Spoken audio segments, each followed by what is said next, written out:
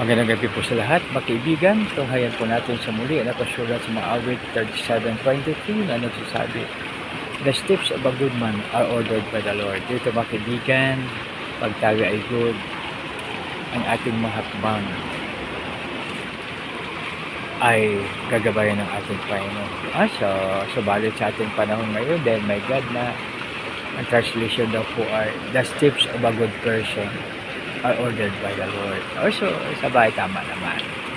So dito mga kaibigan, ang mahalaga na tayo ay good. Upang pag tayo ay good, ang ating steps ay gagabayan ng ating Panginoon. Mahirap masimplang, mahirap kung sa Ilonggo pa matumpilak, no? Tumpilak o kung ma-slide, no? So napakahirap. Subalit pag well-guided ang ating mga paa, napakaganda dahil hindi tayo mahirapan. Isang maganda, mapagpala, mapagbiyaya at pagka-Diyos panagabi sa bawat isa. God bless us all.